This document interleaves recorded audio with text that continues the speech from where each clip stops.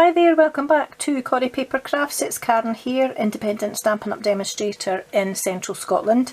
Today I thought I'd share with you what we made at our workshop this week. My ladies that came along all made a little Easter box like this, which is absolutely full of yummy mini eggs. It uses a couple of pieces of card and the beautiful sending flowers die or dies, but I used this one here, and these dies are in the coordination product section on our website or in our shops. Really easy to make, and I'm going to show you how we made it. So to start off with, you're going to need 2 pieces of cardstock. For the base I used Granny Apple Green, which measured just short of 8 inches square, so about 7 15/16 square, but it's probably easier just to line it up to 8 inches and then pull it back a little bit, as long as you're taking a tiny little bit off of each side as you cut it. And for the lid, and it's not a reinforced lid, which I would normally make, but it's because the lid is cardstock and not designer series paper, so this piece of card measures 6 inches by 6 inches. And you'll also need a piece of window sheet which measures just short of 4 inches square. So again, line it up to 4 inches and just pull it back about 1/16 of an inch, just a hair off of that, just so that it fits inside the box, because you're actually going to glue it to the inside of your lid. So let's go ahead with some scoring. So I'll bring in my scoreboard here, and it's a really dull day again here today, and I'm really sorry about the glare that you're going to get on my scoreboard, so I'll do all the scoring and get it out of the way. So on the base, you're going to score at 2 inches on all 4 sides.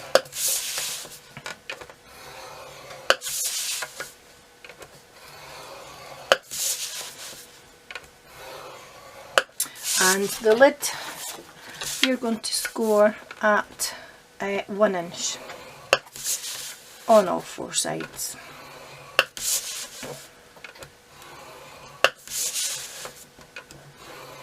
So that's all the scoring done, and I'll get the glare out of the way. So let's go ahead and fold and burnish and then put the base together, and then we'll come back to the lid because there's an extra thing that we need to do to the lid. So again, as always, cut up each of the squares, taking that score line as you go, and notch on either side. And as I always do, rotate and do the same again on all those corners. So straight up and remove the score line as you go, and just cut a wedge on either side.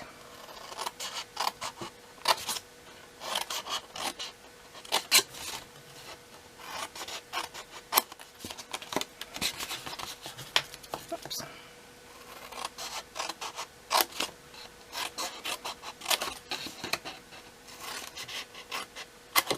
There we are. And then using tearing tape, I'm just going to add a bit to all the corners near the fold, and I'm going to put a couple of extra bits here and here. The main bit that we want to stick together is this part here that gives you a neat corner on your box, but because you don't want the flaps to be loose inside your box, you want to put a piece on this end as well. And because those eggs are really quite heavy, because it does hold quite a lot, I want to just pop an extra bit in the middle of each of these flaps as well, to make sure that my box stays together.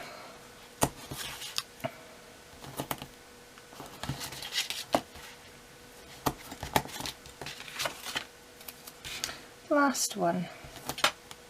If you don't want to watch me putting all the corners together, feel free to fast forward. But for those that haven't maybe made a box before, and this is the first video you've watched with making a box, then it might be helpful for you. So feel free to fast forward if you already know how to put a box together. Just giving those an extra burnish, and then I'm going to come along and take all the backing off the tape on all the corners. It would help if I didn't try and take the tape off at the same time.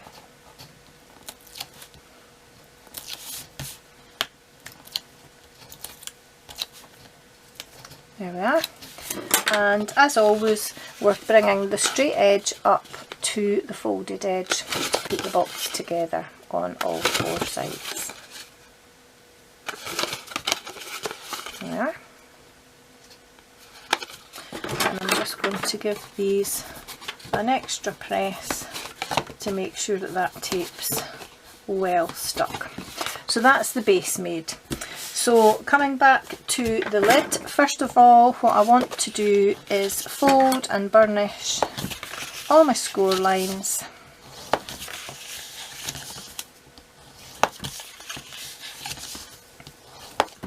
And then I'm going to come along and do the same again with cutting the corners, removing the score line with the bit that I'm taking off, and just a wedge either side again.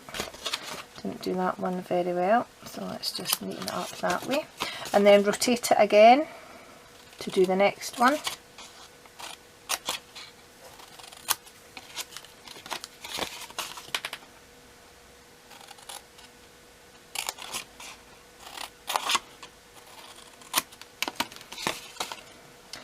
And then, before I actually put the lid together, I'm going to die cut my window in the middle. So I'm going to bring in the big shot and hopefully not bump the camera, or the tripod I should say. And then I'm going to pop my lid on with the right side facing up the way. I'm going to bring in my big die from the Sending Flowers dies, and then I'm just going to, I'm having to kind of stand up and look over this, so I might be shouting right into camera. I'm going to line it up as centrally as I can, just making sure that I don't catch the folds on either side here, and I'm using the Stampin' Up writing here to just eyeball that it's straight enough, but it's little flowers and you're not going to notice if it's just a little bit squint, so I think I'm happy enough with that. Pop my other plate on top, and I've kind of caught the edge of my lid because I didn't have it square enough. Now I'm just going to bring that back because it's quite an intricate die, and I know it does cut it right through, just putting it through the once. But I'll just make sure, so I'll get rid of this again and straighten out that edge over the lid, which I did catch in the big shot, which wasn't sensible at all, but we'll just ignore that for the purposes of putting the video together. So I'm going to make sure there isn't any card left in my die. Sometimes there's the odd little bit left. Nope, that's okay. So I'm going to put that back out in there so that it doesn't get lost. And then I'm going to grab my paper piercer, and once I've taken this bit out of here, because we don't need this part, so get rid of that, and then I'm just going to go along and pop out all these other extra little bits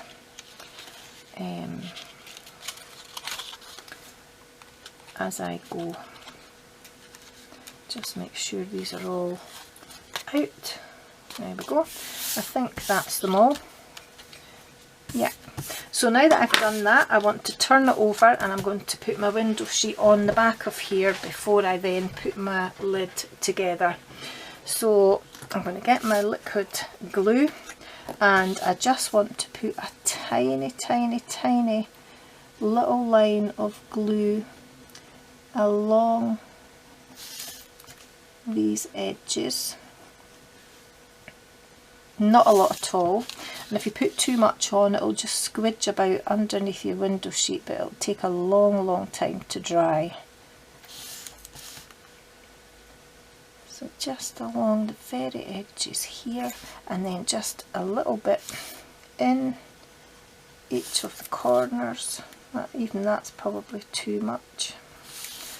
Just like so.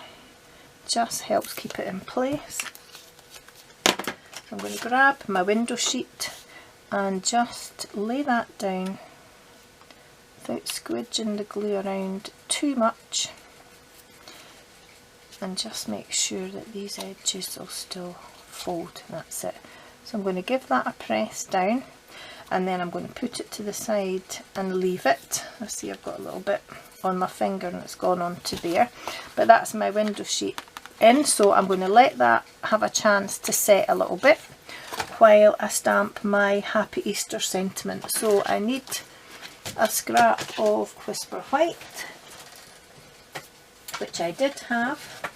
Oh, now will that fit? Yes, I think that'll just about fit.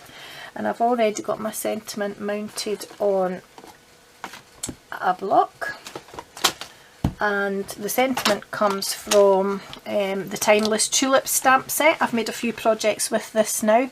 It's a photopolymer set and it's in the Spring Summer mini catalogue, and I'm using the Happy Easter, Happy Spring, Happy Everything, which I think is quite a nice little sentiment. So I'm going to use my Memento even, not Mento,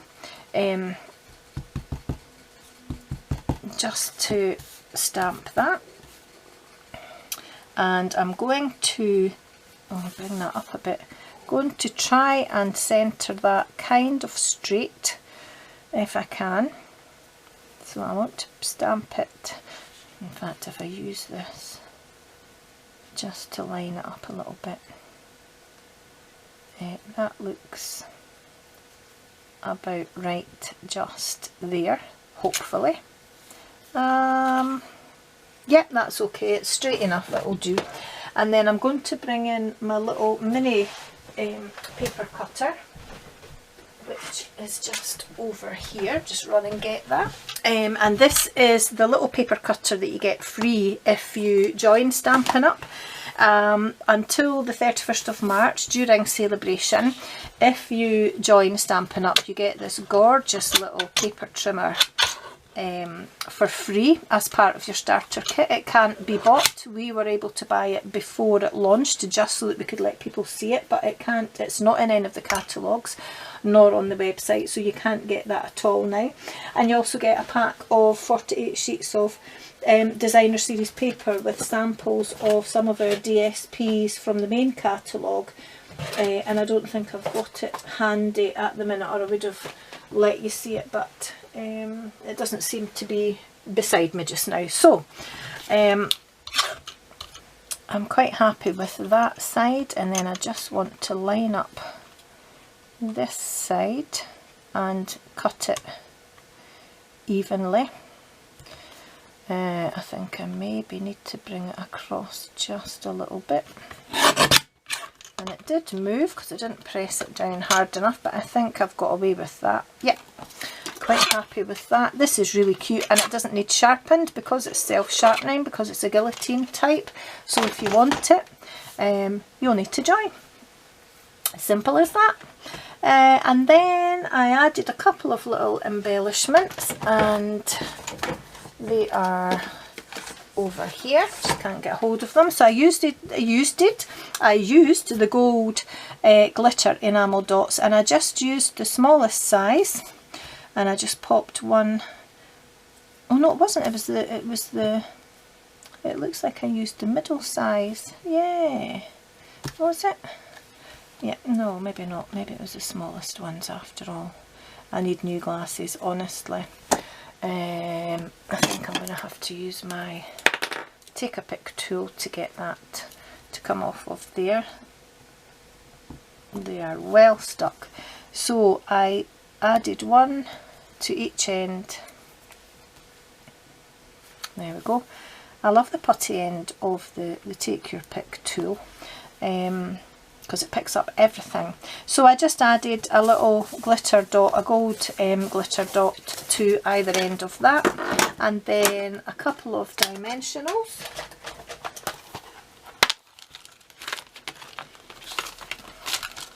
A new pack, I think, unless I've got any left on this one. Nope.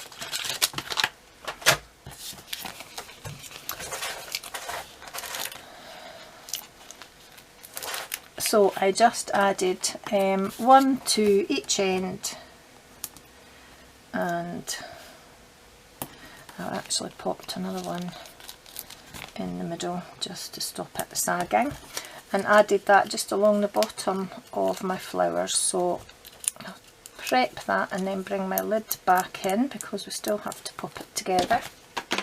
So this has had time to set. It doesn't take long at all, but you do need to give it a little bit of time. And then I'm just going to do the same again with my lid. Add a little bit of tearing tape on each corner. So we'll just go round and do that. And again, you can fast forward past this bit if you don't want to watch me putting all the corners together yet again.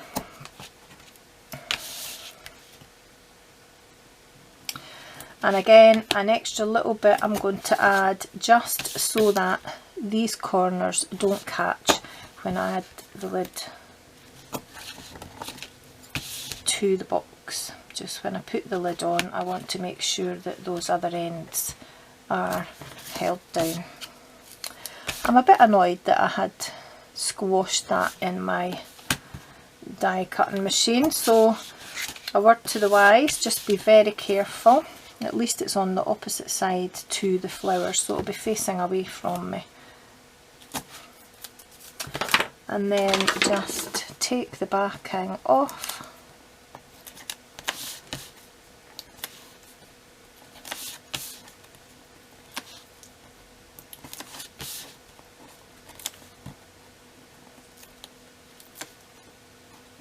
There we are. And then just very carefully pop the corners of the lid together.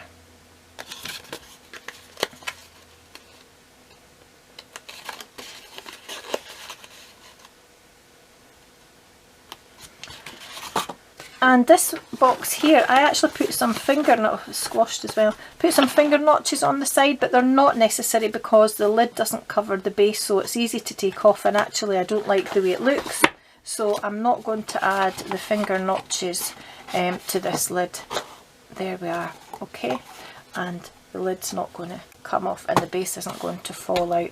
You can, if you want, add little sparkly bits onto your flowers in the middle if you want to do that, and you can also, lift these little bits up here if you want to pull them up a little bit and get them to sit up a bit. But I'm not going to do that on camera because it'll take quite a long time, but it's something else that you can do if you want. And then all I did with my sentiment was I added that, whoops, in the middle, just along the bottom of those flowers, and that's the box made. But I'm thinking for this box I'm going to add a little bit of ribbon. So I've got the Daffodil Delight Roost ribbon here. It's 1/4 inch thick, and I might just bring some of that round the lid and tie it in a bow at the front. So good luck, Karen. And make sure it's straight first of all. So what I'm going to do is just bring it up and round here.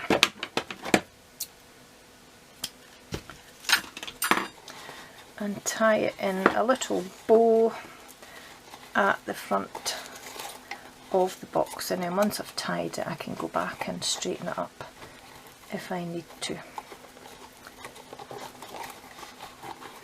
And again, it's another forgiving ribbon, so if you're not that great with bows, this one's very kind. There we are. Just to add a little bit of extra something. So if we cut the tails here and here, there we are. I'll just go back round the box and straighten it up so that it's even all the way round. There we are. And that just adds a little extra bit onto the box at the front. And that's my Easter boxes. If you want to pop Easter eggs in, you can, or whatever other gifts you want to pop in. So happy Easter when it comes. It's a little bit early, but it's getting on now. So happy crafting. All the links will be in the box below. If you haven't already subscribed to my channel and this is the first time you've visited, I would love it if you would like and subscribe and press the little bell icon, which would let you know then when I post another video. If you're thinking about joining Stampin' Up and you don't already have a demonstrator, then feel free to ask me any questions. I'd love to have some more people in Corrie's Inspirations, which is the name of my team. And if you don't have a demonstrator and you're interested in any of the products that I've used today and you would like to buy them, then there's a link to my blog in the box underneath here, and you can click on the Shop Now tab at the top of my blog. But until next time, take care and I'll see you soon. Bye bye.